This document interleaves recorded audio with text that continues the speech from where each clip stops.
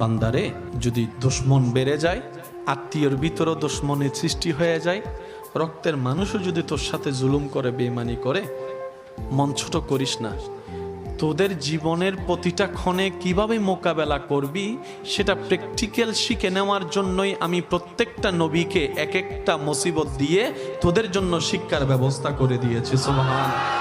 তোদের উপর যখন আপনরা বেশি কষ্ট দিবে, জুলুম করবে, ইউসুফ নবীর জীবনীটা একটু খেয়াল করিস। ইউসুফ নবীর জীবনীটা একটু খেয়াল করিস।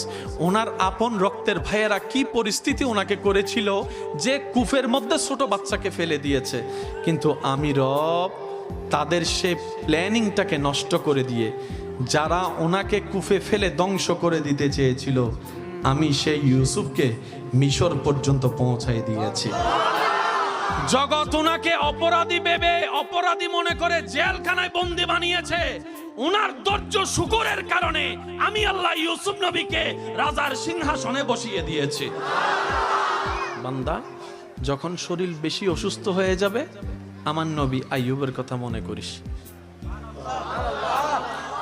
যখন তোর মানসিক যন্ত্রণা একটু বেশি বেড়ে যাবে, আমার নবী ইব্রাহিমের কথা একটু মনে করিস। যখন তোর দিক চতুর রাস্তা বন্ধ হয়ে যাবে, চতুর্দিকে তুই অন্ধকার দেখবি, তখন আমার নবী ইউনুসের কথা একটু মনে করিস। আর একটু জোরে বলেন না সুবহান আল্লাহ।